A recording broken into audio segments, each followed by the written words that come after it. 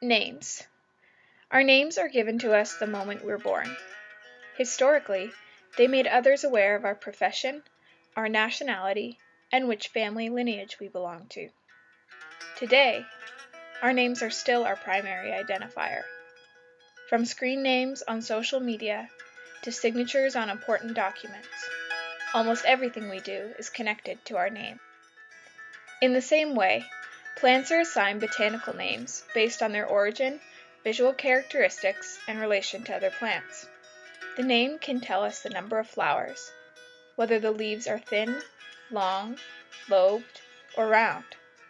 The name can draw attention to whichever characteristic the discoverer found significant. Simply put, names are descriptions. Asclepias syriaca. It's beautiful. The small flowers spread from a common point, simultaneously resembling a soft pink pom-pom and a firework explosion.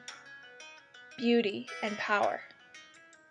Looking at each flower individually, we can notice the petals have bent backwards, almost touching the stem. Therefore, 5 cup-like hoods are fully exposed and appear to crown each flower as a king, as if to symbolize their importance.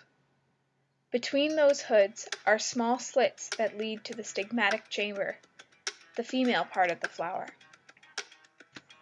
The male part of the flower is also enclosed. The pollen is packaged in a structure formed like 2 maple keys. This form is perfectly suited to grip the hairs on a bee's leg while the bee is on a flower searching for nectar. One bee can carry long chains of pollinia at one time, much like a game of barrel of monkeys. As the bee flies, the pollinia dry out, causing the translator arms to rotate 90 degrees. Now, the pollinia have the correct orientation to be slipped into a slit on another flower, though this is no easy task. It may only be successful one time in 100 flowers. However, when it is successful, fertilization occurs in the stigmatic chamber, and seeds develop. Like us, gnome plants also receive more personal nicknames. These common names can tell us about the relationship between the plant and the name giver. Due to cultural and personal perceptions of the plant, in Ontario, Asclepias syriaca is most often referred to as common milkweed. Searching milkweed in Ontario would almost undoubtedly lead you to the noxious weed list. Plants on this list may be deemed threatening to public health, agriculture, and property.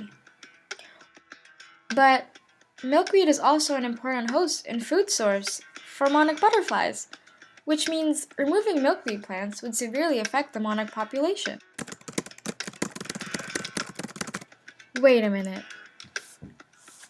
Effective immediately, milkweed has been removed from the noxious weed list. Just how many other species depend on milkweed anyway? 1, 2, 3, 4, 5, 6, 7, 8, 9, 10. Tipping our feet back into our childhood would likely result in the recollection of at least one intimate encounter with the conspicuous milkweed seed pods. Whether you bravely broke it open or realized, hey, it's a mini canoe, and made it race down the stream of water, this source of curiosity and wonder contains over 200 possibilities of milkweed life, and even more monarch butterfly lives, and the number of other species that depend on the milkweed. Perhaps you've noticed, once the pods have burst in autumn, the seeds they release are propelled and parachuted by light silky hairs called pappus. This cotton-like fluff has been used for stuffing pillows, mattresses, and life jackets. You see, much like the milkweed for monarchs, milkweed was once a source of comfort and safety for humans. The stem was even used for fiber to make cords, ropes, and cloth, holding aspects of life together, beyond the food web that it does. Suffice it to say, with one identifier, the intricacies of a once beloved plant have been overshadowed by its potential menacing qualities. Well, if the name was changed once, twice, maybe 3 times, it can change again. After all, just as we saw, there's more to individuals than what is portrayed by their name.